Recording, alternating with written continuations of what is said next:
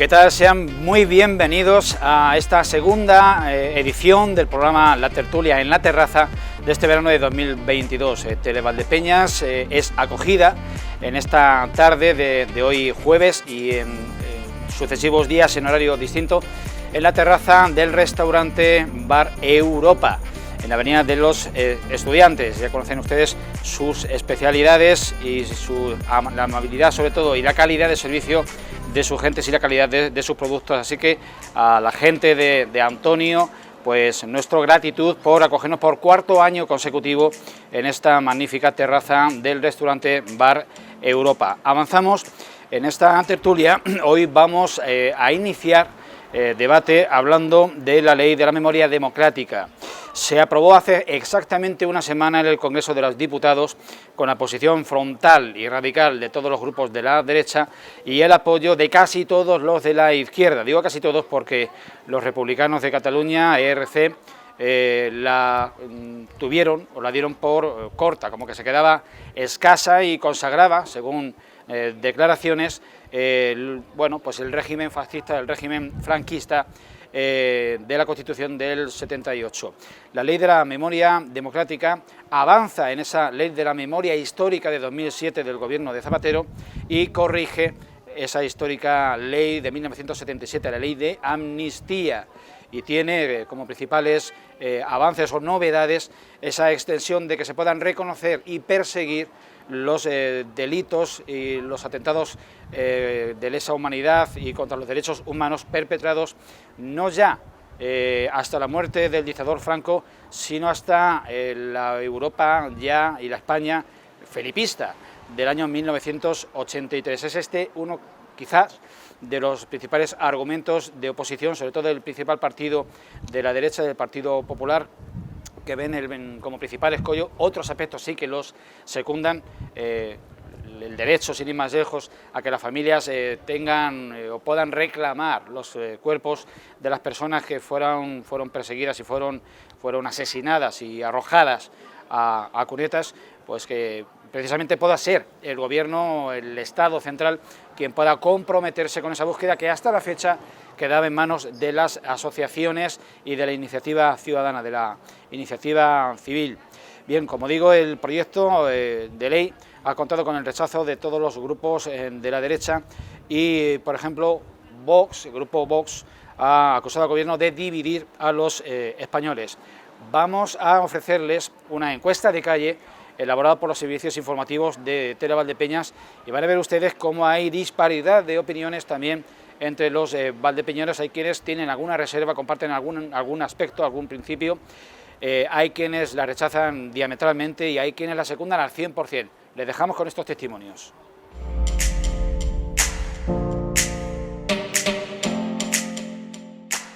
El jueves pasado se aprobaba la nueva Ley de Memoria Democrática, con 173 votos a favor, 159 en contra y 14 abstenciones.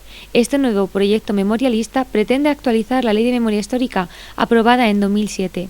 Uno de los puntos más polémicos ha sido la enmienda pactada entre Gobierno, Bildu y Más País, para crear una comisión que estudie las vulneraciones de derechos humanos entre 1978 y finales del 83 a personas que lucharon por la consolidación de la democracia.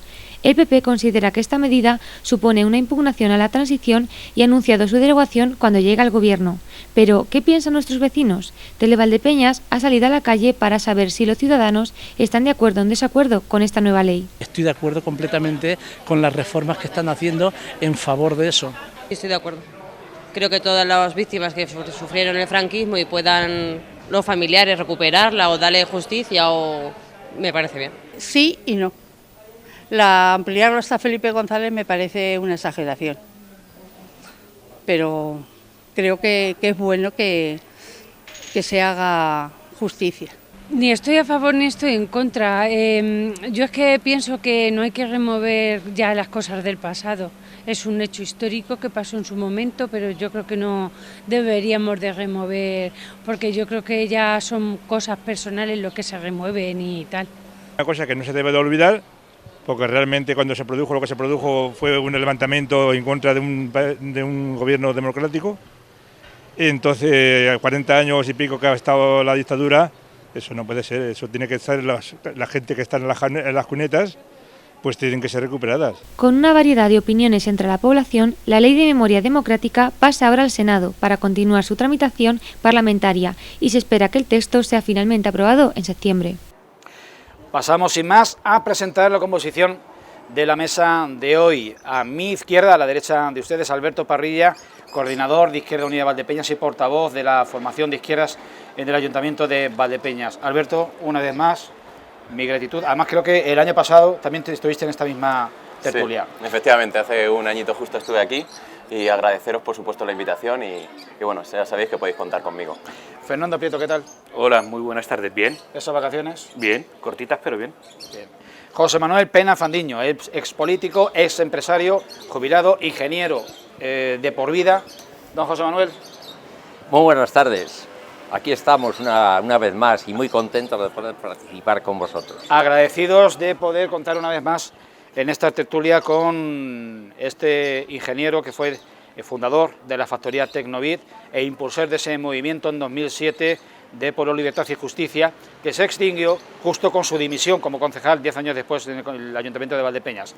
Hechas las salutaciones y las presentaciones, pues abrimos barra libre de debate y de tertulia. Bueno, Ley de Memoria Democrática. Entiendo que posición y postura y opinión totalmente favorable a la misma. Sí, bueno, por supuesto. Esta ley de memoria histórica que amplía un poquito más de la ley de 2007.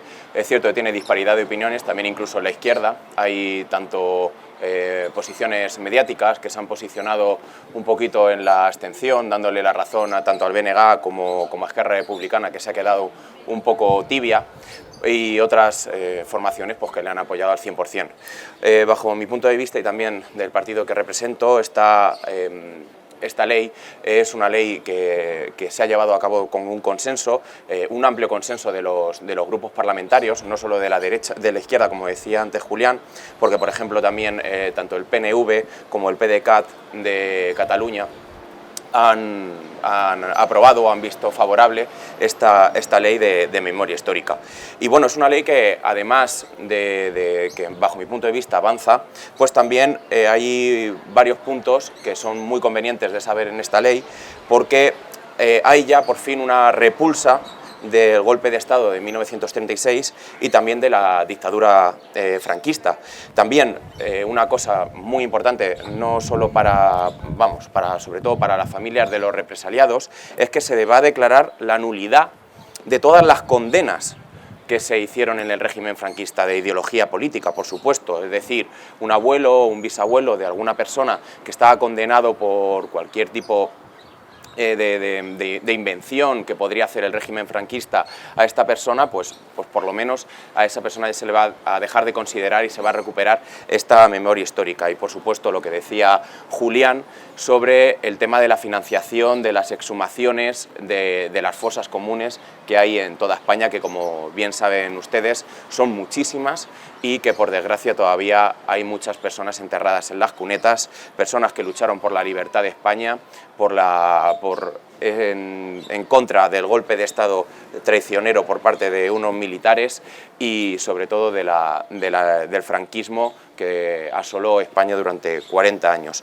Estas familias por fin van a poder recuperar a sus familiares que están enterrados y además esta financiación ya no va a tener que ser buscada a través de asociaciones, a través de fundaciones y bueno, pues que esto es una cosa que debería haberse encargado el Estado desde hace muchos años, como se han encargado los Estados de muchos otros países y que por fin ahora pues va a tener su aprobación. Fernando, José Manuel, sucesivos mecanismos articulados por los gobiernos de España desde 1977 han permitido resarcir a las familias de represaliados y víctimas del franquismo con indemnizaciones y ayudas que alcanzan hasta los 21.000 millones de euros. Por otra parte, la oposición del Partido Popular centra su crítica en que el Gobierno haya pactado esta ley con EH Bildu, que es una formación política que jamás ha condenado los atentados de ETA.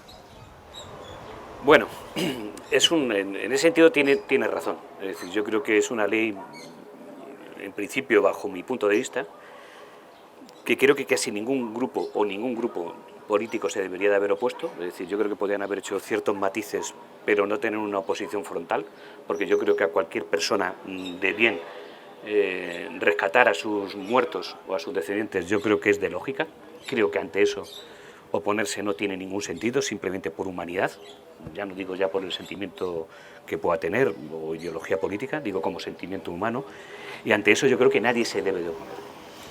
Ahora bien, yo creo que el gobierno debería haber tomado la opción de haber juntado con el resto del arco político y no con Bildu, porque si, ya que tratamos de memoria histórica, hay que tener en cuenta que Bildu parte de que jamás ha condenado los atentados terroristas. Y no hay que perder tampoco la memoria ante esa situación. Y hombre, choca bastante que en una situación de esta magnitud se pacte con eso, que no son capaces de pedir perdón, y se achaque de que la derecha o que otros grupos políticos no quieran ver el tema. Vuelvo a reiterar, yo creo que el PP en este caso y el resto del arco parlamentario, creo, bajo mi punto de vista, que se han equivocado al no apoyarla o al no haber matizado algunas cuestiones dentro de la ley, pero creo que el gobierno lo ha hecho mal pactando con Bildu. ¿Podría cuando menos el Partido Popular haberse abstenido? Yo creo que sí, porque bueno, si rascamos en la ley y avanzamos hasta más atrás en la propia guerra, también hubo asesinatos y fosas comunes de la parte de pueblos que estuvieron gobernados por la parte roja en aquella época llamada, y también hay fosas comunes y también se pueden extraer, también se pueden sacar y también se pueden enterrar. Bueno, yo creo que ante eso, yo creo que cualquier partido debería de haber apoyado, o si no, abstenerse. No tiene sentido hacer política frontal ante esta situación.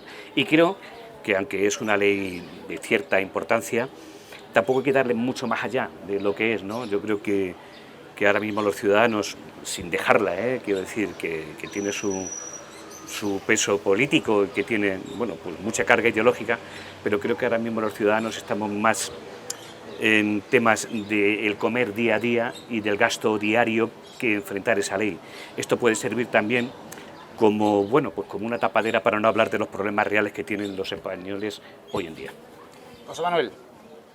Bueno, yo creo que el pueblo español tiene poca memoria y los políticos no tienen ninguna. En 1977 el Partido Comunista de España, con Santiago Carrillo a la cabeza y la Pasionaria al lado, fueron los que primero redactaron la ley de amnistía, aunque no lo sepa mi compañero. Y en esa ley ellos decían que trataban de que el recuerdo de las barbaries sobre la generación que las había vivido no pesara también sobre las futuras generaciones, y para que entre todas construyeran en paz y en libertad la mejor España que pudieran. Ese decía el Partido Comunista. Esta ley ahora es un absurdo, un contrasentido contra la propia memoria política de España. Es que no saben nada los que están en el Congreso, o es que no se leen ni lo suyo. He leído textual, porque me he esforzado en buscar el informe, la propuesta del Partido Comunista de España, en ese momento. Entonces, la memoria democrática que plantean aquí es querer ganar una guerra que se perdió. Olvidemos ya eso. Yo, que tengo 78 años, no viví eso. Y por lo tanto yo no tengo ningún rencor a nadie. Y trato a todo el mundo por igual, sean de donde sean campesinos. Pero claro, ahora mismo esta ley dice en uno de sus artículos, la propuesta, porque esto está en el Senado ahora, dice en uno de sus artículos que se podrá aplicar con efecto retroactivo a fecha anterior a la posible aprobación de la ley por si alguien ha hecho algún acto de exaltación de la dictadura.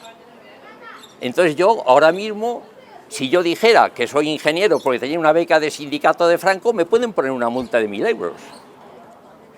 Esto es un sin cabeza por donde lo veáis. Yo no soy abogado, estoy opinando como ciudadano. Mis conocimientos jurídicos son mínimos en todo punto de vista. Pero vamos, lo que se está planteando, yo me he leído unas cuantas páginas de la ley, si queréis las vamos comentando, pero esto sería un debate demasiado largo, en donde pues se está llegando, porque siempre se habla de la dictadura. ¡Ojo! La República se implantó con un golpe de Estado del Partido Socialista, hay que saberlo. Entonces las elecciones las ganó la CEDA, no la ganó ni el PSOE ni Izquierda Unida. Entonces, ¿qué pasa? Y los que murieron a consecuencia de las sacas de las checas de Madrid, de Zaragoza, de Barcelona, esos no tienen derecho a nada. Entonces, si somos españoles, tenemos que querer a unos y a otros. Y si queremos compensar, hay que compensar a unos y a otros, a todos por igual. Dice, se anulan las sentencias de los tribunales de Franco. Vale, en las checas no había sentencia, sacaban a la gente y la fusilaban en la cuneta también. Hombre, amigos, tenemos que ser solidarios con todos, ecuánimes en la opinión y sobre todo, después de 80 años, pues no sé yo qué podemos pensar. Yo desde luego no puedo opinar nada porque no lo viví. Entonces, para mí, esta ley no le veo ningún sentido, a la anterior tampoco. Es más, según esta ley, mi señora Encarnación tendría derecho a ser rehabilitada porque su hermano estuvo con la Dirección General en Carabanchel, lo torturaron y cuando salió, más para allá que pagar, se fue para el otro mundo voluntariamente. Entonces, según la ley, también es un represaliado de Franco, obviamente, porque estuvo encerrado, torturado y liberado a los 2 años. Y después, pues venía de la cabeza como vino y se fue. ¿Eso hay que volver a sacarlo a la luz? No lo sé, vosotros tenéis la opinión. Son cuestiones que evidentemente trascienden las sensibilidades no solo ideológicas, sino humanas de cada persona y evidentemente mueven a lo que evidentemente a discrepar al un 100%, porque hasta se discuten los hechos más probados y más notorios. A mi izquierda, Alberto Parrilla gesticulaba cuando escuchaba a José Manuel Pena, evidentemente no porque aplaudiese su intervención. Alberto. Sí, muchas gracias, Julián. Bueno, sí, yo sí quiero contestar al compañero Pena, porque vamos, obviamente yo conozco la historia, he estudiado, y aunque no la he vivido, sí la han vivido mis abuelos, sí la han vivido mis padres, y obviamente ni la transición fue modélica, como nos han contado, ni la dictadura fue un camino de rosas, como parece que usted está diciendo. Obviamente el Partido Comunista se tuvo que arremangar y muchas veces se tragó muchos sapos para que uno pudiese ser considerado legal, porque antes no era legal, como puede usted saber, y la ley de amnistía la tuvo que firmar, sí, obviamente. En esos momentos el territorio político español está muy complicado y los comunistas españoles tuvieron que hacer mucha fuerza para sacarla. Pero lo que usted dice de que esta ley se está intentando querer ganar una guerra que se perdió, eso me parece una auténtica falta de respeto para todas las víctimas del franquismo y de las personas que todavía siguen enterradas en cunetas. Porque esta ley no habla de verdugos ni una sola vez, 0 veces, y habla de víctimas 142. Eso no es querer ganar una guerra, eso es simplemente que las familias que tienen a los abuelos, a las abuelas, a los bisabuelos y a las bisabuelas enterradas en zonas donde ni siquiera se conocen, puedan descansar y puedan dar la sepultura donde a esta familia les plazca. Alberto, ¿por qué no es suficiente, en este sentido en el que estás hablando exactamente, la ley de 2007 del gobierno de Zapatero, la ley de memoria histórica? Principalmente por la financiación. La financiación se ha estado buscando las familias hasta en crowdfunding. Se ha buscado financiación en todos los países europeos y distintos a España. Y esto es algo que tiene que ser hecho por el gobierno, completamente. O sea, esto tiene que ser subvencionado por el gobierno. En Argentina se llegó a dar a los represaliados de la dictadura de Videla hasta 200.000 dólares. Aquí en España ni siquiera se está pidiendo eso para las familias de represaliados. ¿Cuántas familias no tendrían propiedades que fueron completamente saqueadas por el régimen franquista? ¿Cuántas familias no se les quitó su terreno, su propiedad, su finca? Muchísimas. Y no van a ser reparadas, ni siquiera con esta ley. Hablamos de 21.000 millones de euros en indemnizaciones hasta la fecha, que seguramente sean insuficientes y no alcancen al expolio que se hizo a infinidad de familias. Si me permitís, yo quiero hacer algunas matizaciones al respecto.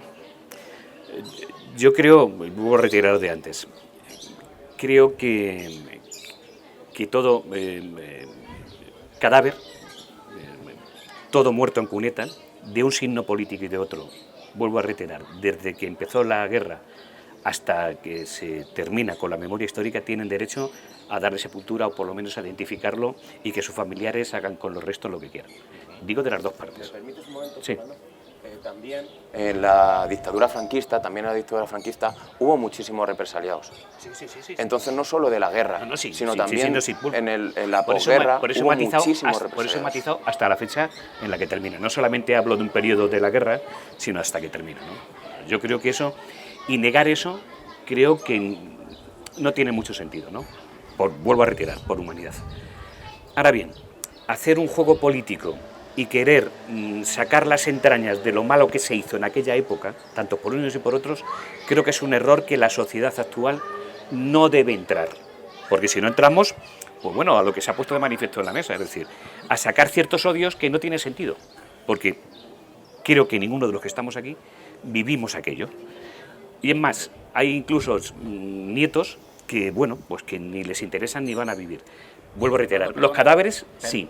Ahora bien, ya ha salido 2 veces. O sea, no podemos hablar de la Revolución Francesa que no hemos vivido en el siglo XVIII. Perfectamente, pero vamos a ver, si seguimos así hablando de historia, podemos tirar de la historia desde que se formó España, que es uno de los países más antiguos del mundo, y no meternos solamente en un periodo de historia de España.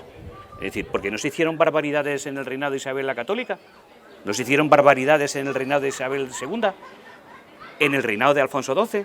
Es decir, es que si tiramos hacia atrás, pues vamos a caer en los errores que está haciendo ahora, por ejemplo, México, de diciendo, sí, pero vuelvo... Hay herederos vivos de esa persona represaliada. Pero vuelvo a reiterar, que la historia está para no volver a caer en los mismos errores.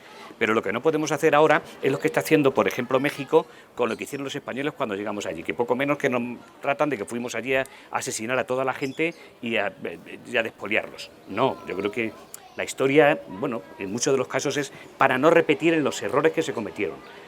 Y vuelvo a reiterar, bajo mi punto de vista, que yo ya voy teniendo ciertos años, no se pueden sacar leyes en ningún parlamento, y menos en el español, que es en el que nosotros ahora dependemos, para tener odio entre españoles. Y hay algunas leyes que, desgraciadamente, se están sacando con una carga política muy fuerte, y eso va a traer odio entre españoles. Y creo que es un error. Creo sinceramente que es un error.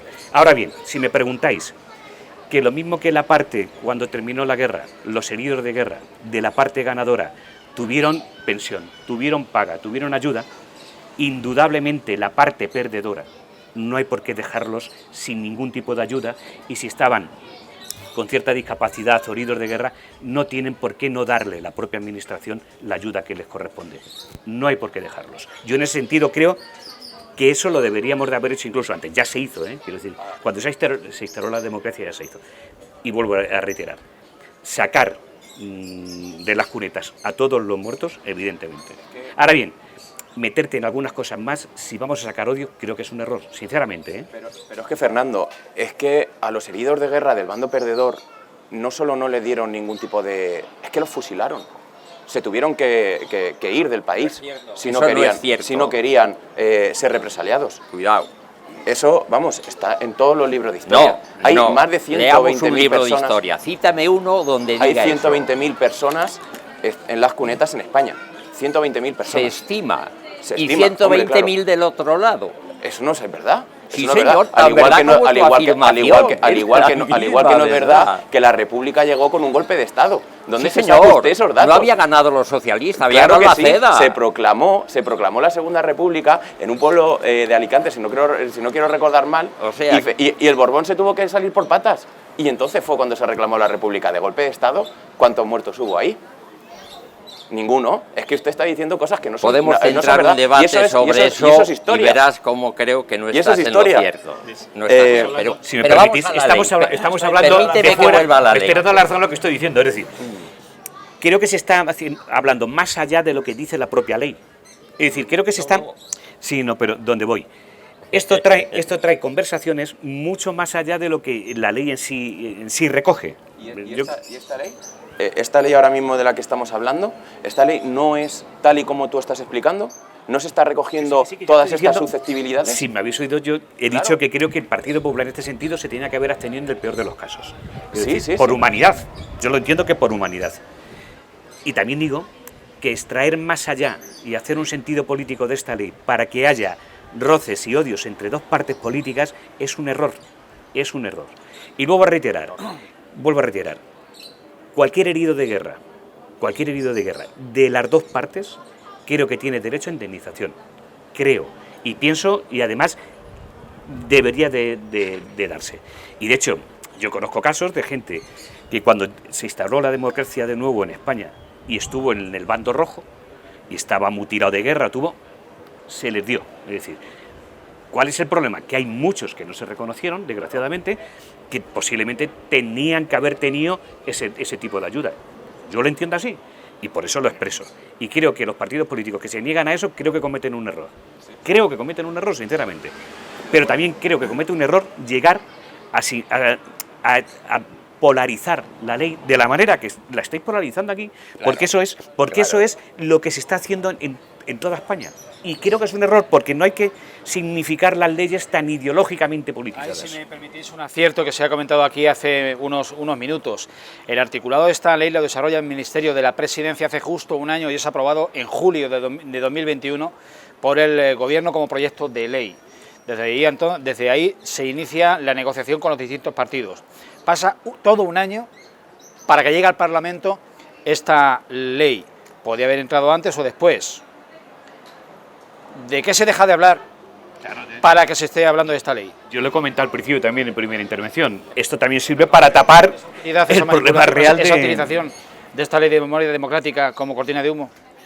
Bueno, pues yo creo que estas cosas se tienen que aprobar y tienen que ir aprobándose. Pues si es una cortina de humo o no, pues la verdad que no lo sé, que es posible que sí, oiga, que no me malinterprete.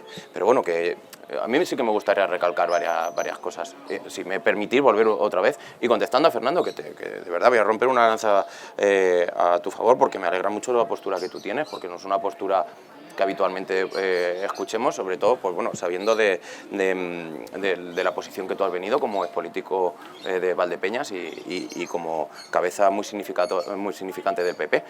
El PP está haciendo un marco estratégico, o el PP no solo, sino también la derecha mediática, en la que hablar del tema de que en esta ley pues, nos habla del terrorismo de ETA.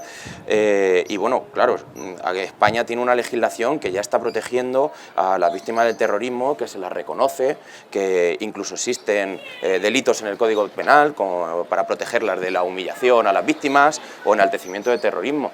Y bueno, voy a parafrasear, si me permitís, a Consuelo Ordóñez, que es hermana de Gregorio Ordóñez, que fue una víctima de ETA del PP, que está hablando de que no se puede usar a las víctimas para negar los derechos de otras. Entonces, esto que se está haciendo en la derecha mediática, creo que es una irresponsabilidad.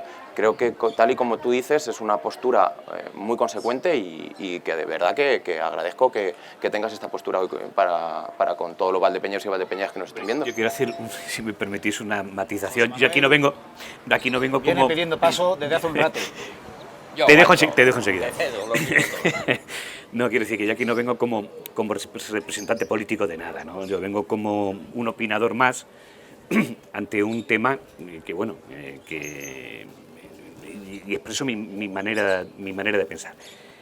Y aunque ideológicamente yo esté significado, no significa que dentro de cualquier seno de cualquier partido político español no haya diferencias de interpretación y diferencias de pensamiento, porque si no, hombre, seríamos clones, ¿no? Y yo entiendo de que eso además es bueno, ¿no? Y creo también, si vamos fijándonos, que el Partido Popular se va centrando cada vez más. Creo, y a mí me gustaría que además así fuese. Una cuestión más sobre la que me interesa que os intereséis antes de tomarnos el descanso del Ecuador de la tertulia. Es decir, ¿qué encaje tiene, qué lógica tiene que Alberto, que se quiera extender el rebufo de los, atentados contra los derechos humanos propios del franquismo hasta 1983? 8 años después de morir el dictador y 5 años después de aprobarse por amplísima mayoría del pueblo español la Constitución del 78. Muy bien, pues me alegro que me preguntes esto porque, claro, es una cosa que a mucha gente le ha sorprendido. El modelo de transición que nos han vendido, o por lo menos el modelo más habitual o el que todo el mundo conoce, es un modelo que ha sido como una transición espectacular, sin ningún tipo de problema ni ningún tipo de incidente. Y claro, esto no es una cosa así, prácticamente nada en esta vida es modélico. La transición española no lo fue. ¿Qué es lo que se quiere hacer expandiendo hasta el 83? Pues quieren también reconocer a las víctimas de la extrema derecha que hubo en la transición, poniendo 2 ejemplos. Yolanda González, poniendo otro ejemplo, la matanza de los abogados de Atocha. Hubo unos 67 muertes en la transición por grupos de extrema derecha y se calcula que unas 178 muertes por víctimas de Estado. En lo que podríamos hablar, pues por ejemplo, pues el problema con Lasa y Zabala. Entonces, supongo que quieren también aumentar esta protección también a las víctimas de la transición. Perdona, ¿puede decirme otra vez la cifra de muertes? Sí, 67 muertes por grupos de extrema derecha y 178 víctimas de Estado. ¿Sabías que entre 1979 y 1983 hubo 300 asesinatos de ETA? Sí, sí, sí. Por supuesto, o sea que obviamente no es una cuestión de que una cosa quite la otra, es una cuestión de que... ¿La ley de memoria democrática estos 300 últimos? La ley no, porque esta ley de memoria democrática está hablando sobre el tema del franquismo y del posfranquismo y también de la transición. Como ya he comentado antes, las víctimas de ETA ya tienen recogida en el Código Penal tanto su identificación como su significación, como todo eso. Y por supuesto, una víctima que sea hecho por un atentado de ETA, tiene o debería de tener, por supuesto, el mismo reconocimiento que una víctima que sea de un atentado de un extremismo de extrema derecha, como por ejemplo, pues bueno, la más conocida, que son la matanza de los abogados de Atocha. No, a ver, ahora sí que quiero yo la palabra. Sí. Lo que estás afirmando es un poco inadecuado. Te digo por qué. Ahora mismo a Vox se le tacha de extrema derecha. Con lo que tú has dicho, se supone que Vox ha asesinado a esas personas. No vale esa afirmación, hay que ser detallista y pulcro. Sí, ¿quién asesinó a los abogados de Atocha? Falange Española, la Fuerza Nueva, hay que decirlo.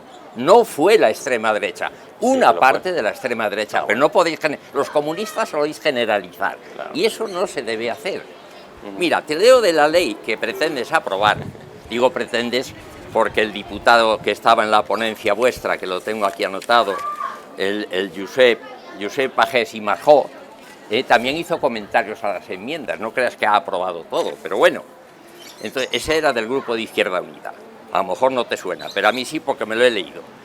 Dice en la página 8 en la introducción, con esta ley se pretende cerrar una deuda de la democracia española con su pasado y fomentar un discurso común se supone que es de todos los españoles, sean de un lado, sean de otra tendencia política, basado en la defensa de la paz, totalmente de acuerdo, el pluralismo, totalmente de acuerdo, y la condena de toda forma de totalitarismo político que estamos teniendo ahora con los políticos que gobiernan, que ponga en riesgo el efectivo disfrute de los derechos y libertades inherentes a la dignidad humana. Eso no pueden prohibir hablar de Franco. Cualquier persona puede querer hablar de Franco, de López Rodó, o puede querer hablar cualquier miembro de ese gobierno, insisto. Y esta ley luego lo dice, que se persigue todas las actuaciones específicas en la página 11, que se refieren a los bienes expoliados en la guerra y la dictadura. Oiga, ¿y la República no expolió bienes? El barco Vita, que era el yate de Alfonso XIII, que embargó la República y lo llenó de oro y monedas y cuadros y se fue a México, con lo cual el gobierno en el exilio de la República vivió muchísimos años, ¿eso no cuenta? ¿Eso no es una expoliación al pueblo español? Hombre, claro que es. Por eso te digo que esta ley creo que está fuera de lugar. Y no debía traer a la memoria recuerdos tan tristes como que un español mate a otro. Fue una guerra entre hermanos. Sí, cuidado, auspiciada, fíjate que lo que te voy a decir, y lo puedes leer en libros, te puedo dar la referencia, por Inglaterra y Francia, que tenían miedo a que Stalin implantara el comunismo en España. Esa es la geopolítica, que interviene mucho. Lo que pasa es que Sánchez y su gente, pues se ve que de eso saben poco. De geopolítica yo diría que no saben nada. Pero tenían que haberse estudiado eso. Entonces tú no puedes decir que los expoliados de la dictadura, la disposición adicional 9ª prevé la restitución de bienes incautados a las fuerzas políticas durante la dictadura cuando lo fueron en el extranjero. Y entonces no dicen nada de lo que la República cogió del Banco de España y de las cajas privadas de los bancos de Madrid y se llevó las monedas del museo numismático que había en Madrid, y eso no volvió.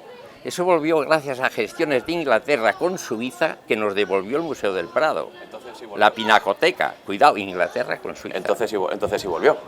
Una parte. Ajá. Otra está en Nueva York. En Nueva York. Entonces, claro, quiero zanjando el asunto, mi conclusión, que sabemos que es extremadamente delicado, claro, complejo, y no, daría para 17 tertulias seguidas. Pero es claro que da para 17, pero es la ley que tenemos. Preparados para la segunda parte son igual, cuando menos, de interesantes que este de la Ley de Memoria Democrática. Zanjamos la primera parte, Fernando. Gracias. Sí, no, vuelvo a reiterar. Esta ley ha conseguido lo que se ha visto hoy en la mesa y de no hablar de los problemas reales que tienen hoy en día el español. ¿Que es un tema que se va a hablar durante mucho tiempo? No lo sé, ¿no? Yo creo que se va a hablar más que de la propia ley de la Basílica que hay en Madrid, del Valle de los Caídos, que de la... de Cuelgamuros. Valle de Cuelgamuros. Posiblemente se va a hablar más de eso que de la propia ley a raíz de esta ley, ¿no? Porque, bueno, entre... habla de Cuelgamuros. Claro, de lo que voy. Entre lo que se habla de la ley y lo que hacen los abades de allí, pues evidentemente yo creo que va a dar mucho de sí durante mucho tiempo. Alberto, ilústranos porque desconozco esa denominación del Valle de Cuelgamuros. ¿A qué obedece? Al Valle de Cuelgamuros. El Valle de los Caídos, que es la denominación franquista, pasa a ser, yo no sé si sea toponimia como el Cerro de las Aguzaderas, puede ser. A ver, una de las medidas que quiere hacer, esta ley, además de que se evite el enaltecimiento del franquismo, pues al igual que en Alemania no se prohíbe el enaltecimiento del nazismo, o tampoco... Y del Partido Comunista, Y del Partido Comunista. En España no puede haber Partido Comunista, cuidado, en España somos también más demócratas.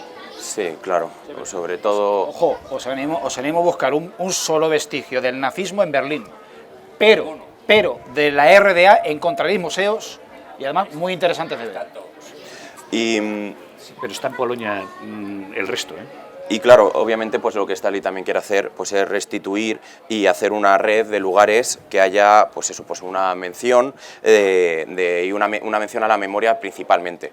Al cambiar el nombre por lo que se consideraba antes el Valle de los Caídos, pues obviamente lo que querrá hacer esta memoria es invitar a las personas que están viviendo ahora ahí a través de los impuestos que pagan todos los españoles y españolas a que se marchen y hacer pues un museo de la memoria histórica, como por ejemplo pues puede llegar a ser Auschwitz con el tema del Holocausto. Entonces es una cosa que bueno, pues también tiene esta ley y que bajo mi punto de vista está muy bien, porque es una cosa que deberíamos de conocer esta memoria histórica a todos los españoles y españolas. Lo vamos a dejar aquí y seguro que seguiríamos con el tema, pero vamos a dar paso a esos minutos de publicidad no sin antes. Bueno, primero emplazarles a la segunda parte donde vamos a hablar de cambio climático, de ola de calor, de incendios, de víctimas, de un país con miles de hectáreas carbonizadas, de unos pronósticos y unas predicciones que son realmente apocalípticas, hay que calificarlas tal cual porque así lo son, y de algún tema local que tocaremos al final. Y agradecer de nuevo en este punto de la tertulia, de la terraza de actualidad de Tele-Valdepeñas, la gratitud y la hospitalidad de la terraza del bar-restaurante Europa en la avenida de los Estudiantes, justo aquí, enfrente del Hospital de Valdepeñas, que por cuarto año tiene la gentileza de acoger este programa de Tele-Valdepeñas. No se vayan.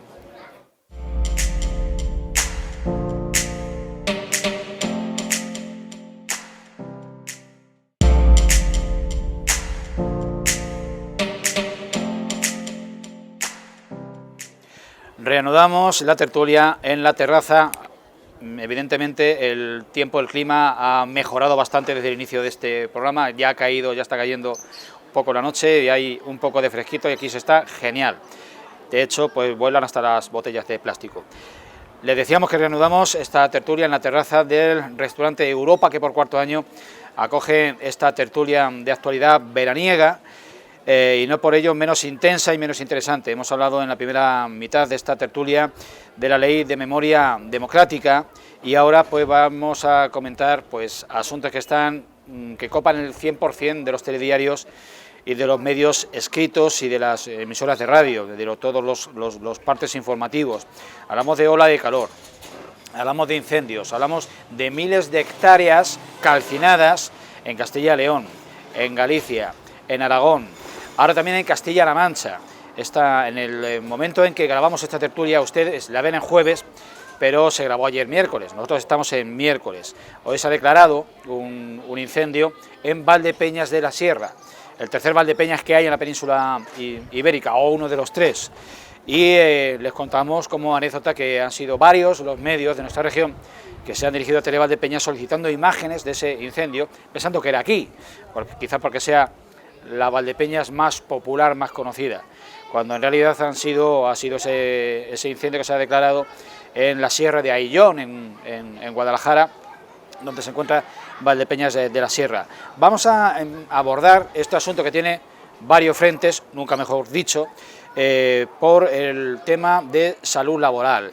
En la Comunidad de Madrid, la semana pasada se produjo el fallecimiento de un operario de limpieza que sufrió un golpe de calor. Dicho sea de paso, son cientos las muertes que se están produciendo en nuestro país por golpe de calor, sobre todo en personas mayores, pero se está cebando esta patología con personas que tienen, por razón de su trabajo, que estar en momentos de máxima temperatura desempeñando su tarea, bien en la construcción, bien en la limpieza viaria, bien en el reparto y bien también en nuestro ámbito rural, pues en las faenas del campo, que en ocasiones esporádicamente también se alargan hasta estas horas. Alberto,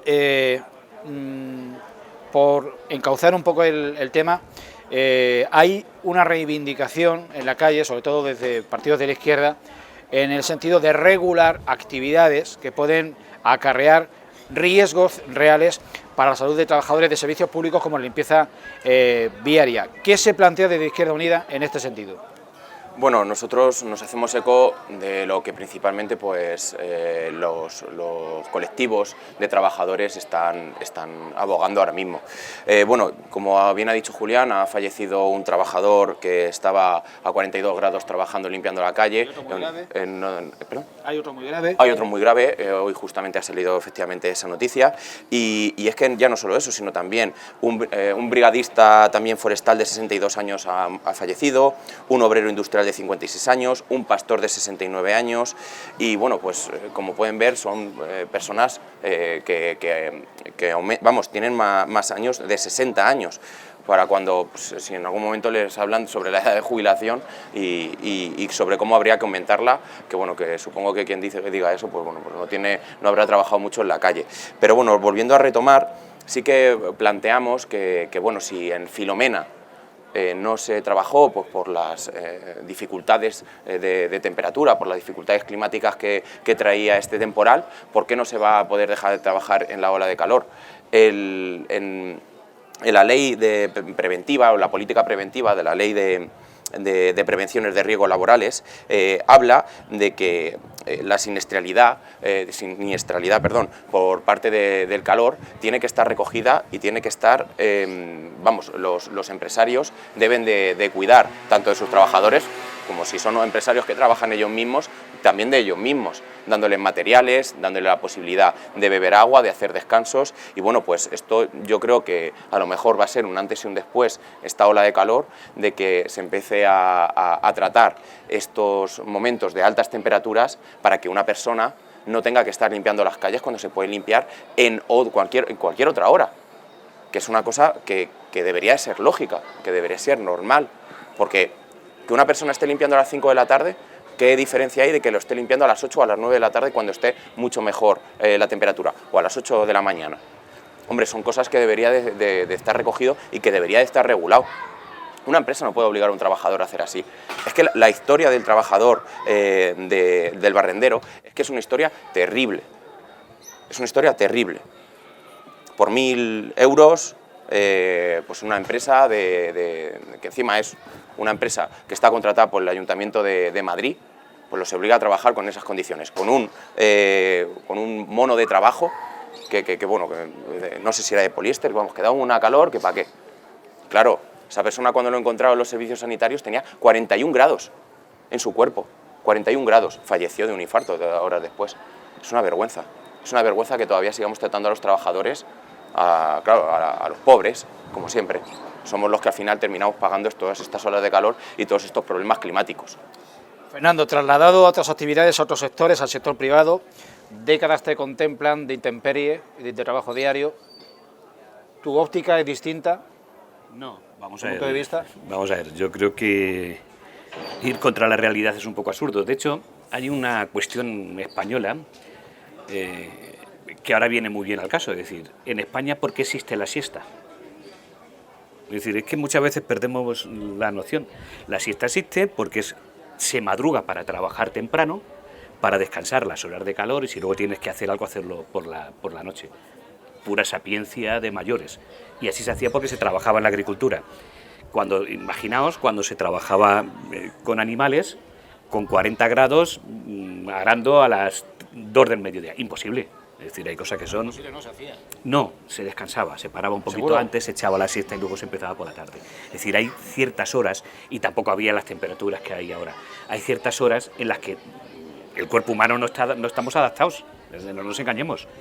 Con 45 grados a la sombra, pueden ser 50 al sol, ¿quién aguanta eso? Es decir, apliquemos el sentido común. Es que hay cosas que no hay que legislarlas, hay que aplicar el sentido común, ni más ni menos. Con 50 grados no se puede rendir. Y efectivamente, las leyes laborales no pueden ser lo mismo aquí que en Finlandia, ni por horas solares ni por temperatura, ni no puede ser lo mismo que en el norte de África, por horas solares y por temperatura. Hay situaciones que nos tenemos que ir adaptando a conforme es en el hábitat que nos desarrollamos. A ver. Y creo que hay que hacerlo, bajo mi punto de vista. No es lo mismo trabajar en una oficina que al aire libre. Y eso, sinceramente, creo que hay que hacerlo. Yo, por mi trabajo, ahora mismo, a mí no se me ocurre estar en el campo más allá de la 1. Yo. No sé lo que harán los demás. Porque además lo considero inhumano. Y tienes que hacer un trabajo de fuerza más inhumano todavía. Que habrá situaciones que a lo mejor por una urgencia lo puedes hacer, por lo mismo que los bomberos ahora apagando un incendio. El traje más la temperatura que tienen más las horas que son. Evidentemente. Pero son unas urgencias. Eso no significa que tengamos, ante unas temperaturas desorbitadas, obligar a trabajar, cuando lo podemos distribuir a lo largo del tiempo. Ahora bien, El campo se ha nacionalizado, pero hay sectores que ahora le vamos a trasladar a José Manuel Pena la palabra, porque evidentemente tienen también su punto de vista. La distribución, los suministros, los repartidores que conjugan el aire acondicionado del vehículo con saltos térmicos de 20 grados a cada 10 minutos. Mira, si me permites un momento, te voy a... La construcción. Sí, claro. Es decir, que hay cosas que son de urgencia. Pero la construcción no están siempre en un tejado. O no están siempre en una fachada. Es decir, cuando haces una casa, pues hay partes interiores. A las 3 de la tarde es imposible estar en un tejado. Lo miremos como lo miremos. Si tenemos 45 grados. Entre las avispas y el calor, es que además se corre el riesgo de caerse. Y es que por eso una escenografía, no sé qué te falta. Es que es la realidad. Es que sinceramente es la realidad. Claro. Es decir, hay cosas que oponernos ante esas realidades, creo que nos estamos engañando a nosotros mismos y creo que por sentido común ese tipo de cosas hay que evitarlas. Y te voy a poner un ejemplo de repartidores.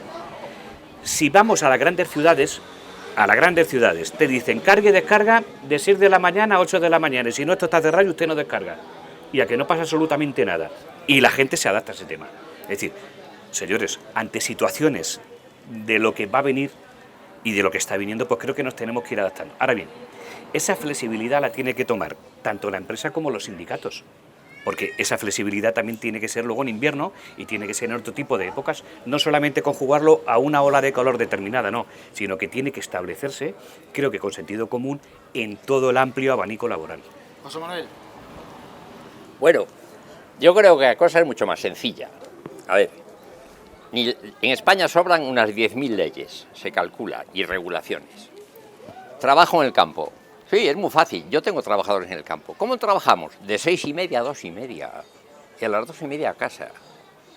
Y se trabaja con un buen sombrero, con ala ancha y con herramientas modernas, no con la hoz como ni la guadaña como antigua. Entonces no hay que regular nada. Tenemos un ejemplo en casa, Ayuntamiento de Valdepeñas.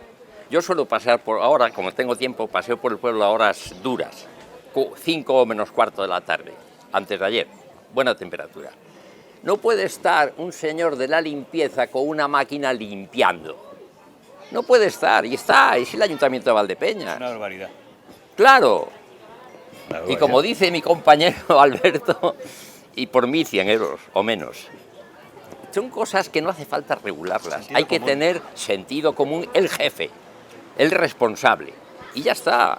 Entonces, un pastor, ¿qué hace el ganado? Porque claro, la gente, como los que, desgraciadamente, los que nos representan, ninguno, porque yo tengo aquí la ponencia y son todos abogados, empresarial, sociólogos, sexólogas, no sé qué, no, trabajadores, currantes. ¿Qué hace el ganadero? El ganadero, a la hora del mediodía, las ovejas se van debajo de la oliva. Si no comen. Se quedan allí tumbadas todas y están a las sombras porque saben que no se pueden mover. Y el pastor se va a la oliva de al lado con el perro y se echa allí su descanso. O sea que no hay que regular nada, hay que dejar que la gente, el trabajador, darle libertad de acción al trabajador. Que aquí tantos sindicatos, tantas leyes laborales, tanta protección, pero no se inculca al empleado, al trabajador no se le da, no se le sensibiliza los riesgos que corre. Si no le haces conocer los riesgos que corre, él no puede tomar medidas. Entonces es lógico que un señor mayor, yo, si me voy al campo a las 5 de la tarde, probablemente quede en el campo. ¿Por qué? Porque soy una persona con 78 años, camino de 79. Entonces yo ni tengo la fuerza física de un joven, pero el pastor tiene 75, el que está a mi lado, en la ganadería de al lado. Y ese hombre, pues hace eso, mete las ovejas en el redil, aquel de la encina, se va al otro lado, se descansa y luego vuelve y ya está, ha cumplido su jornada laboral, que era dar de comer al ganado, cuidarlo y devolverlo al dueño. Es así de fácil. Más allá del comentario, claro, aquí haría falta pulsar el punto de vista técnico de un profesional. ¿Es posible que haya incurrido en responsabilidades la empresa adjudicataria del Servicio de Limpieza de Madrid, cuyo trabajador ha fallecido porque estaba trabajando y le ha sobrevenido un golpe de calor? Es que a las personas mayores tenemos que tener cuidado, porque primero con el calor y con el sudor se baja la tensión. Si se baja la tensión pierde circulación la cabeza, se te puede dar un vaído, te das un golpe en la cabeza y ya has quedado. Una subida de temperatura, si no te va una subida de temperatura. No, si habla de la responsabilidad de la empresa. Vamos a ver, es que va a depender del convenio, de lo que hablaba yo al principio. Si el convenio laboral te dice que son, por ejemplo, de 9 de la tarde a 6, por ponerte un ejemplo, son turnos. Y Madrid no es Valdepeñas, claro, donde puedes establecer. Puedes decir que Madrid es. Puedes decir que cuando. Que si se llega a un acuerdo sindical hay que ser flexible, como dice Pena, si no aplicamos el sentido común, hay que hacer una ley laboral flexible para no incurrir en este problema, y cuando llegue el invierno duro y crudo que va a llegar, pues lo mismo, es decir, que hay que ser flexibles aplicando sentido común, porque si no vamos a tener estos problemas. Si somos aquí como Robocop, fijos, fotografía fija de trabajo, 2 turnos de 8 horas, con empalme de trabajo, pues evidentemente esto va a seguir ocurriendo. Pero también hay que ser conscientes de que si tú paramos 5 horas, esas 5 horas y tienes que empezar a las 7 de la tarde, pues vas a terminar cuando termines. Es decir, que hay que aplicar el sentido común, pero tiene que estar todo el mundo de acuerdo a la hora de aplicarlo. Aparte, no hay más. Esa situación se da solo en trabajos al aire libre. Claro, cuando te cascas. En las empresas normalmente son turnos de 6 a 2, de 2 a 8, de 2 a 10 y de 10 a 6. Y eso no hay vuelta de hoja, porque está encubierto, tienen aire acondicionado y todo está regulado. El problema es el trabajo, como decías tú, de los transportistas, del señor repartidor. Lo que no están en oficina. Y los que tienen el salto térmico, que eso es importante. El que tiene el salto de que está en la cabina a 21 grados o a 24, aunque sea, y sale a la calle a 40.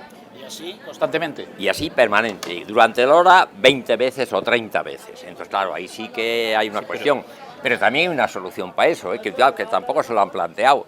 Hay unos trajes isotérmicos, en donde tú tienes una temperatura regulada. Son un poco incómodos, cierto, pero en condición excepcional hay que tomar medidas excepcionales, porque si no, no damos ninguna solución. Pero por quitar dramatismo, por salto térmico, hombre, cualquiera hemos ido a un supermercado a mediodía.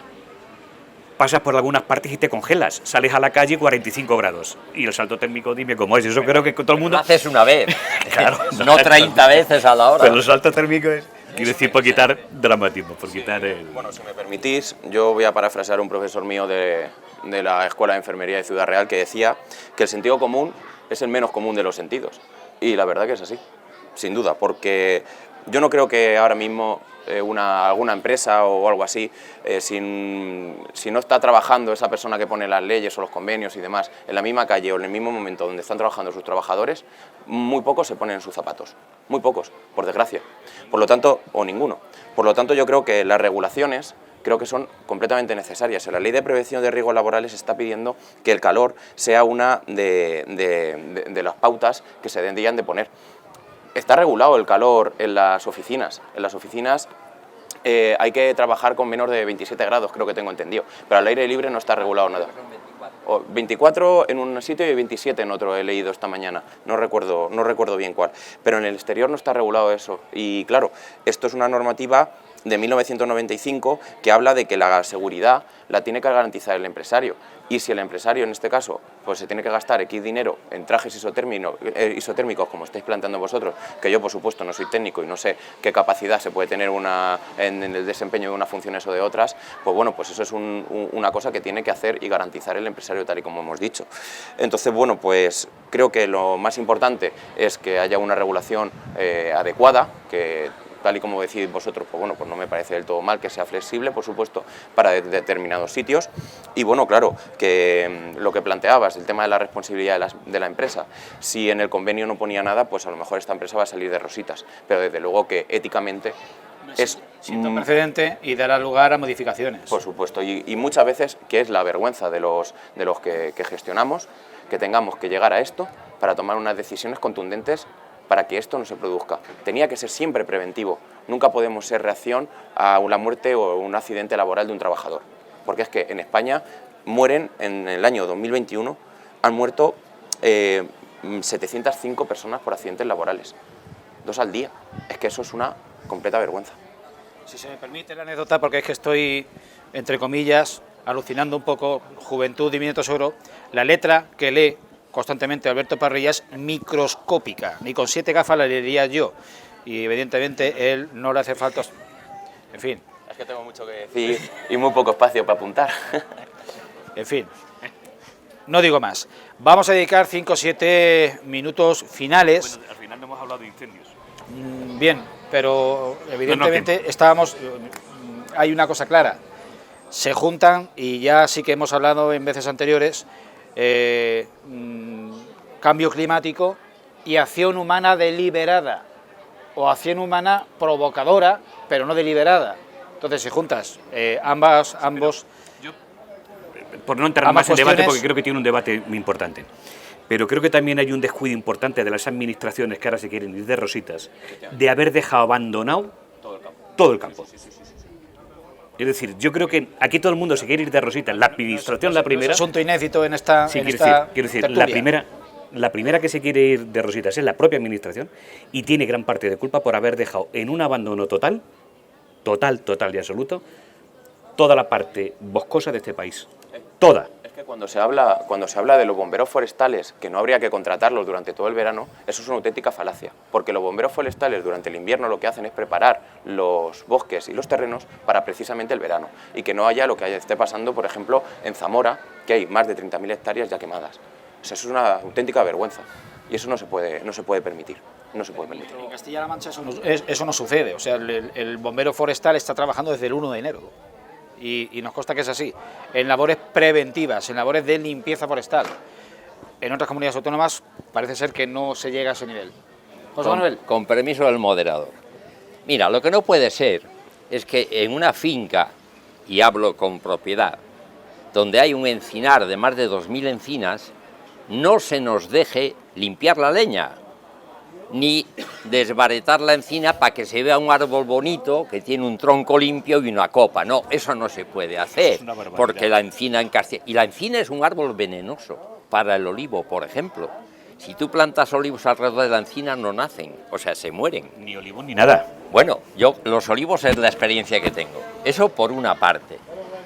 Entonces, ocurre que el guarda forestal hace lo que le ordenan. Eso estoy como... Pero claro, no puede ser que porque un día estoy yo un domingo por la mañana poniendo olivos en el campo, al lado de una encina, aparezca un guarda forestal a ver qué hago. Digo, oiga, estoy en mi propiedad, ¿cómo entra usted aquí? ¿Quién la ha autorizado? ¿Estoy cometiendo un delito? Entonces la administración ha desvirtuado lo que es la ley. Mira, la ley en todo país tiene que estar por encima del poder, y el poder aquí es la administración. Entonces, si hay una ley, tiene que haber, primero, alguien que objetivamente la haga cumplir y culpe, si es la administración, culpe al particular, si es el particular, o culpe a la empresa. Eso tiene que ser así. Hay máquinas, o sea, los aviones cortafuegos, el helicóptero es una tontería. Usar un helicóptero para apagar fuego es una gilipollez, porque ese depósito no lleva nada de agua. En los sitios serios, Estados Unidos, que he estado yo, se utilizan los Boeing bombarderos que llevan 40 toneladas de agua, coño. Perdón por la expresión. Entonces, eso sí ayuda a apagar un fuego. Un botijo, que son los bimotores del ejército del aire en los cuales yo he volado, pues resulta que eso lleva 10 metros cúbicos, eso no es nada. ¿Dónde despega? Puedo decir, es que no son comparables Estados Unidos con España. ¿Por qué no? Porque aquí no tenemos lagos como hay en Estados Unidos para cargar un Boeing. Pero hay pantanos. Sí, pero no en todos los sitios. Si tuvieran agua. Claro. Es decir, que es que estamos hablando de lo que... No, pero pues si no es un Boeing, no sé, un botijo. ¿Por qué el botijo no hace nada? Menos hace un bombero con una manguera. Obviamente, y un camión de incendios que lleva 3.000 litros de agua. Eso es una tontería. Pero, y otra parte, el centro de control hoy en día, con los satélites, que hay una visión en tiempo real, ¿cómo no se detecta el incendio en tiempo de reacción de 5 o 10 minutos máximo? ¿Por qué no se detecta? Luego montan un centro de control allí para el incendio. No. Tendrá que haber en algún sitio, habrá un centro de control nacional para ver las imágenes en tiempo real. Seguro que hay 50 o 60 personas. Por eso comentamos. Entonces, ¿por qué no se ven los incendios cuando hay una chispa? La administración es parte de la culpa de este tema. Es que es fundamental, eso es fundamental. Lo demás es perder el tiempo y el dinero. Aquí ha habido parte de cierto ecologismo que se ha equivocado. Es decir, el monte hay que limpiarlo, hay que dejar de que se limpie la arboleda, hay que dejar que el ganado pase, es decir, porque si no se hace eso, el bosque se ensucia y cuanto más sucio esté, más posibilidades. Yo tengo ahora el olivar lleno de vallico seco, de avena loca, no puedo ir con el tractor, está prohibido, porque si salta una chispa se incendia. Y si cae un rayo y se me quema el olivar, que son 12.000 olivas, ¿qué pasa? Porque se está quemado. Porque me voy a la ruina. Como le ha pasado a los agricultores y ganaderos, que se le han quemado los animales, se le han quemado los árboles, se le ha quemado la cosecha. Señores del gobierno, ustedes no están resolviendo el problema ni siquiera aproximándose a resolverlo, porque España está ardiendo de norte a sur y de este a oeste. Yo sinceramente no creo que nosotros cuatro, si me permitís, tengamos la capacidad analítica para saber la idiosincrasia de cada incendio en cada parte de España. Es muy difícil y terriblemente peliagudo esta posición, pero bueno, yo que sé, a mí me gustaría saber, por supuesto, la opinión de los expertos sobre esto y cómo se puede ir gestionando. Es una cosa que algunas veces nos olvidamos cuando hablamos y comentamos cosas que puede ser que se escapen. Hay datos que son incuestionables, como que la inmensa mayoría... y que la inmensa mayoría son provocados, aunque limpie, Fernando, son provocados. De acuerdo. Evidentemente. Pero vamos a ver, también es más sencillo decir que son provocados que son por tormenta, porque por tormenta se han producido y grandes incendios. Pero el problema, tú puedes tener, los incendios se basan en tres partes: el de suelo, su suelo, el que va a media altura y el alto. El alto prácticamente no se puede apagar, porque el que pasa de 2 metros es imposible apagarlo. Y aquí en España estábamos acostumbrados a incendios bajos, los que van a superficie de tierra, que esos se pueden apagar fácilmente. Como no está limpio, tú estamos metiendo una cantidad de combustible en la parte baja que te hace de subir a las partes altas, y los incendios cada vez son mucho mayores, porque tenemos mucha maleza en el campo. Si hay maleza en tierra de cultivo, imagínate la maleza que hay en la tierra que no es cultivo, no dejando de pasar a pastoreo, no dejando de pasar a coger leña en invierno, no dejando de pasar a limpiar, y no habiendo gente que se dedica, ni siquiera ya la propia administración pagando a agentes forestales para mantenerlo en invierno. Si eso ocurre, evidentemente vamos a tener mucha más base para poder incendiar. ¿Que son en algunos casos provocados? Sí. ¿Que son descuidos? Sí, pero que hay de tormenta también. Y ojo, y también hay, por mucha mierda que se deja, con perdón, con reflejos de cristales, con estas temperaturas que se pueden encender de motu propio, de todo tipo hay. De todo tipo hay. Pero quiero decir, si ponemos medios para que eso sea... Es que eso es un incendio provocado. Claro. Sin intención, pero está provocado. Sí, pero es decir, si todo eso se limpia, es decir, si hubiese gente que cuidase el bosque en invierno, eso se limpiaría. Y evitaríamos esa parte. En Galicia, una causa de incendio ya comprobada, y en la zona de León, son unos globos que lanzan los pirómanos cargados de material incendiario. Y cuando están sobre la zona que ellos creen que es fácil de probar, lo hacen explotar, se cae al suelo y se incendia el monte. Entonces el centro de control no es capaz de ver eso. Con toda la información tecnológica que tenemos hoy en día. Tienen a incendiarios, ¿eh? Claro. Sí, pero los incendios ahí están. Aparte que también os digo una cosa, que esto es cosa ya de geopolítica. España está condenada a arder por la Agenda 2030. Esto que digo es una barbaridad, seguramente. Es un melón inmenso, pero, al cual prometemos dedicar una próxima tertulia, porque evidentemente esto ha ido al pleno del ayuntamiento recientemente. Se ha debatido sobre la Agenda 2030. Si me permiten los telespectadores, si me permite la mesa, vamos a zanjar la tertulia de hoy con un tema mucho más trivial, mucho más liviano, y para desengrasar, porque hoy hemos venido cargados de asuntos de enjundia. ¿Conocéis, Alberto, Fernando, José Manuel, el programa de conciertos anunciado esta semana para las fiestas de la vendimia y el vino de Valdepeñas, que por fin, después de 3 años, van a tener lugar con plena normalidad? Sí, sí. Yo he visto el cartel. Yo también. No conozco a ninguno porque mi brecha generacional no me lo permite. Para quienes hasta la fecha no estén al cabo de la calle, sobre lo que vamos a ver en la Plaza de España y en la Plaza de Toros, que este es un asunto que sí también os voy a plantear, si es un acierto o deja de serlo, el de volver conciertos punteros a la Plaza de Toros y pasar por taquilla. Tenemos al cantante Hueco, tenemos a Ana Guerra, tenemos el espectáculo Estamos a tu vera junto con Joana Jiménez, tenemos en la Plaza de España también a Dani Fernández, a Álvaro de Luna, que no sabemos si sea pariente del actor El Algarrobo, y en la Plaza de Toros pues el gran Leiva y Beret, el cantante rapero, con precios populares. Primero, grado de conocimiento, como aquí hay 3 generaciones distintas, pues supongo que habrá disparidad. Y punto de vista, opinión sobre este cartel. Empecemos por orden de edad. José Manuel. Yo es que no puedo opinar de esto, primero porque yo soy un bicho un poco raro. Yo no he ido nunca a un concierto de música, nunca. Así al aire libre, esto que va a la juventud y tal. Quizá en mi época había pocos, estaba Serrat, venía, en fin, luego el Valenciano, pero eran en 3 sitios, tampoco había mucho concierto. Luego tampoco yo era una persona que pudiera pagar entonces 300 pesetas por una entrada. Entonces yo aquí me escapo, me salgo y no doy opinión porque no la tengo. ¿Pero los que desconoces? Me suena, sé que una chica es de Operación Triunfo, creo, me dijeron La Juventud, y el otro cantante también es muy famoso, el que va a la Plaza de España, digo a la Plaza de Toros, Leiva. perdón. Leiva. Forma parte de Sidecar, entiendo. No, de Pereza. De Pereza, perdón, sí, cierto. Entonces perdón. es todo lo que sé del programa, o sea que ahí podéis opinar todos. Una colaboración en un concierto con Sidecar, sí. Más cosas. Bueno, yo sí conozco, no a todos, porque los más jóvenes se me escapan. Pero bueno, eso al final, bueno, pues yo creo que desde el ayuntamiento tratan de conformar a todos los extractos de población, todas las edades. Lo que no veo bien, bajo mi punto de vista, es que haya conciertos de pago y conciertos de no pago, bajo mi punto de vista. No lo sé porque desconozco, lo miré al principio, pero ahora mismo no lo sé, si el ayuntamiento tiene 600.000 euros, por ponerte un ejemplo, para fiestas, y no se las va a gastar en total, pues no entiendo por qué quiere recaudar, si tiene una partida presupuestaria, que me imagino que cuando empezó el festejo la tenía, no entiendo por qué quiere recaudar, a no ser que vaya a hacer una obra de caridad con lo que recaude, que me extraña. No haciendo eso, pues creo que todo libre. No encuentro sentido de que uno sí y uno no. Y voy a poner un ejemplo. No pueden decir de que hay actuaciones que quieren en sitios cerrados.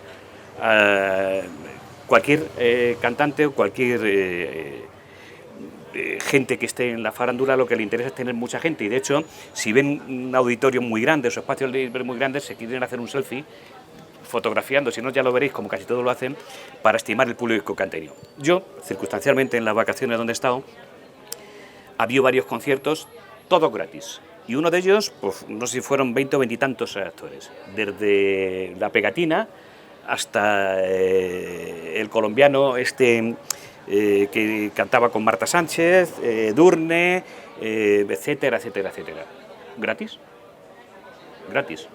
Para un pueblo donde hay turismo que van españoles y no españoles. Es decir, y aquí en Valdepeñas, si hemos tenido esa tradición, no lo entiendo el por qué quieren pagar. ¿No crees que la excepción en nuestro contexto territorial, la excepción es Valdepeñas, y que en La Solana se paga entrada, en Manzanares ha ido la gente de Mil Amores y en Miles a ver a Estopa? Bien. En Daimiel, en Ciudad Real, y que hacer convivir conciertos populares en la Plaza de España en abierto con conciertos de personas, de artistas más punteros. Y te remito, y perdónenme que que de vez en cuando me gusta rascar bola a mí también y convertirme en tertuliano. La experiencia del año pasado con Pastora Soler y con Loquillo, yo creo que ha hecho que la gente y que los gestores de los festejos reconsideren el hecho de valorar, que la gente valore mediante el pago de una entrada el trabajo de los artistas y que no todo se nos hace gratis. Los artistas quieren cobrar su caché y les da... con Julián. Yo estoy de acuerdo. Los artistas, yo entiendo que los artistas quieren cobrar su caché y les da lo mismo el tema, ¿eh? Quieren su caché porque van a por eso, porque son... No es una cuestión del artista, es una cuestión del público. El artista le reconcilia con el público saber que la gente que va a verle ha pagado una entrada. Tiene un interés. No, entiendo que no. Lo que quieren es tener mucho público. Mucho. Paguen o no paguen, mucho. Y hacer una fotografía y decir, he metido 15.000 personas, he metido 15.000 personas. Es que es muy fácil decir, esta gente viene aquí porque se lo han dado. 15.000 personas. Y te voy a poner el ejemplo contrario. ¿Os acordáis que aquí se trajo un concierto de primera línea a nivel mundial, que fue Chayanne, el mayor fracaso de la historia? Fiasco. Claro.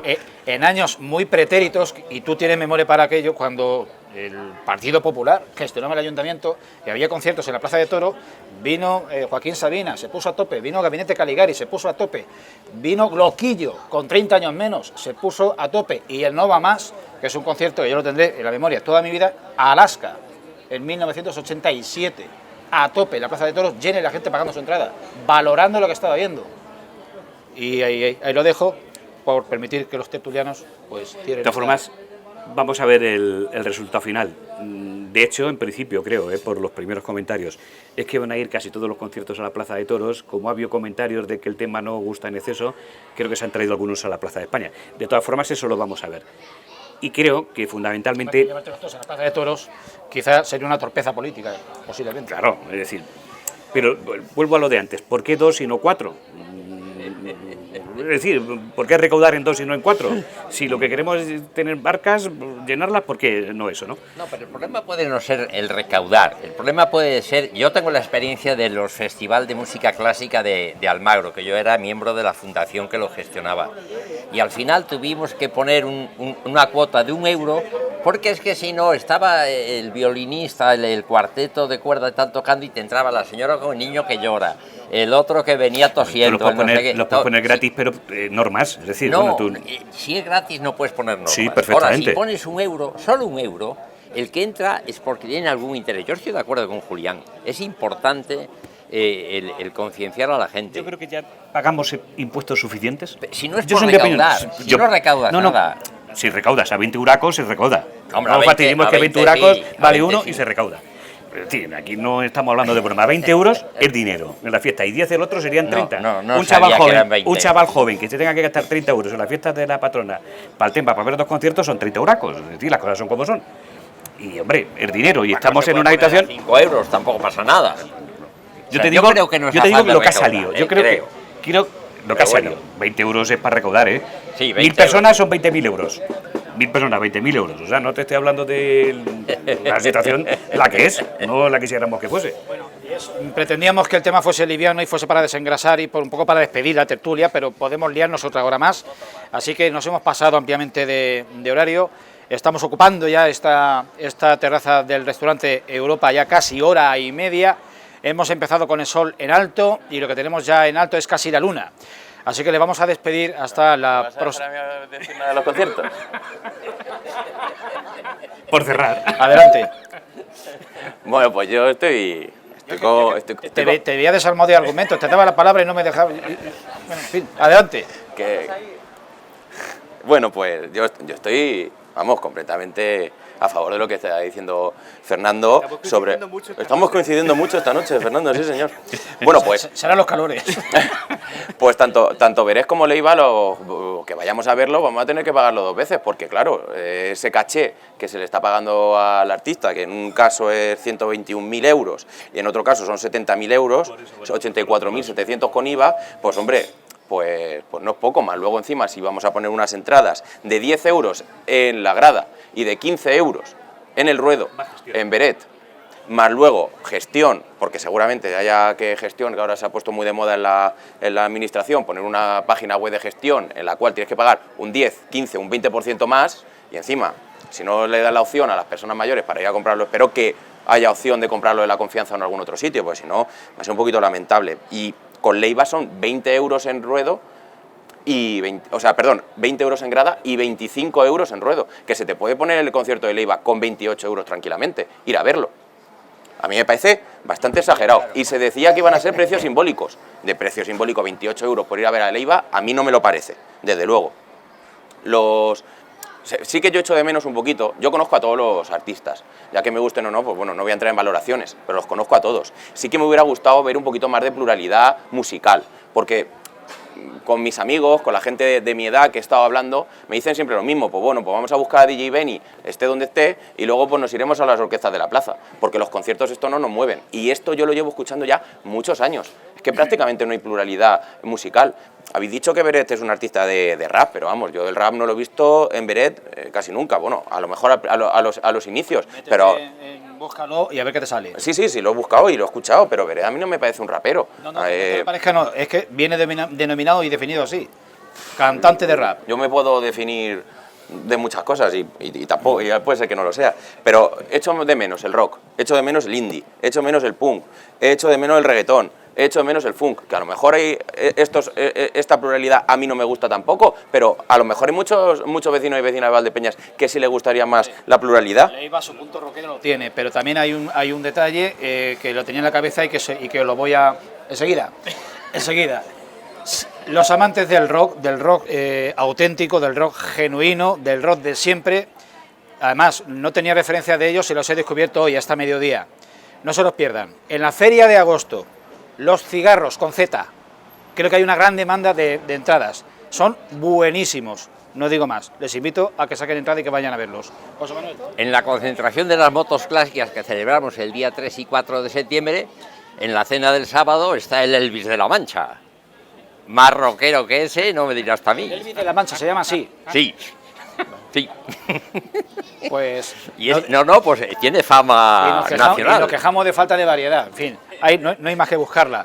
Estamos en Divertidos, el caballero Antonio nos ha colmado de viandas esta mesa y entonces doblemente agradecidos al restaurante Europa. Les emplazamos a la próxima tertulia. Tendremos una edición en plató en los próximos 15 días y luego volveremos a las terrazas. Será la penúltima edición de esta terraza de verano. Les emplazamos a ver la próxima edición de la terraza de tertulias de Tele Valdepeñas en la antigua bodega de Los Llanos a mediados del mes de agosto. Les emplazaremos y los iremos anunciando para precisarles la fecha concreta. Así de felices, así de animados y así de a gusto en esta preciosa noche de julio, les mandamos, como siempre, el fuerte abrazo. Buenas noches.